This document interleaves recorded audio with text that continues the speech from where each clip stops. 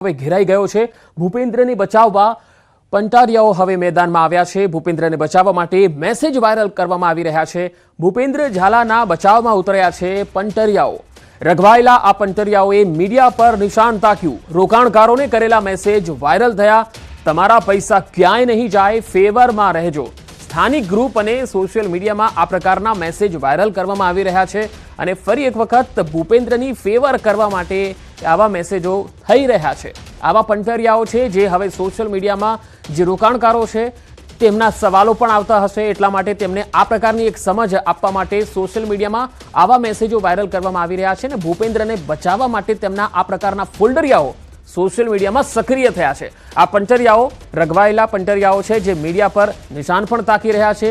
રોકાણકારોને કરેલા મેસેજ હવે વાયરલ થઈ રહ્યા છે। તમારા પૈસા ક્યાંય નહીં જાય, ફેવરમાં રહેજો। સ્થાનિક ગ્રુપ અને સોશિયલ મીડિયામાં મેસેજ વાયરલ થયા છે। હવે આ એટલા માટે થઈ રહ્યા છે કારણ કે કોઈ ફરિયાદી બહાર ન આવી જાય અને ફરિયાદો ન થવા લાગે, કારણ કે હજુ સુધી એક જ ફરિયાદી બહાર સામે આવ્યો છે અને આ 6000 કરોડનું જ્યારે કૌભાંડ છે ત્યારે ઘણા બધા લોકોના રૂપિયા સલવાયેલા છે અને એ લોકો ફરિયાદ કરવા માટે બહાર નથી આવી રહ્યા। તેને લઈને હાલ સંવાદદાતા ઈશાન પરમાર જોડાયા છે સાબરકાંઠાથી। ઈશાન, આજે મેસેજ વાયરલ કરવામાં આવી રહ્યા છે, આ કોણ છે? ભૂપેન્દ્ર ઝાલાના કોઈ એજન્ટ છે કે પછી અન્ય વ્યક્તિઓ છે? પંકજ ચતુર્થી સોશિયલ મીડિયામાં બીજેપીનો મેસેજ વાયરલ થયો છે।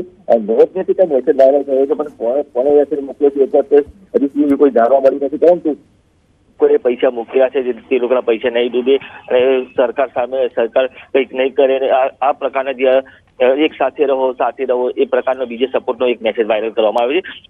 અત્યાર સુધી તો માણસની શોધખોળ શરૂ કરવામાં આવી છે કે કોણે આ મેસેજ વાયરલ કર્યો છે, પરંતુ અત્યારે હાલ જે લોકોએ રોકાણ કર્યું છે તે લોકોને ડર ન રાખવો જોઈએ તેવું પણ અંદર આ મેસેજમાં લખવામાં આવ્યું છે। એટલે કે કયા વ્યક્તિ દ્વારા મેસેજ કરવામાં આવ્યો છે। અન્ય ગ્રુપોમાં પણ અત્યારે આ રીતે મેસેજ વાયરલ થયો હતો, પરંતુ કેટલાક લોકોએ મેસેજ પણ ડિલીટ કરી દીધા છે। જી પંકજ। જી ઈશાન, આભાર માહિતી આપવા માટે।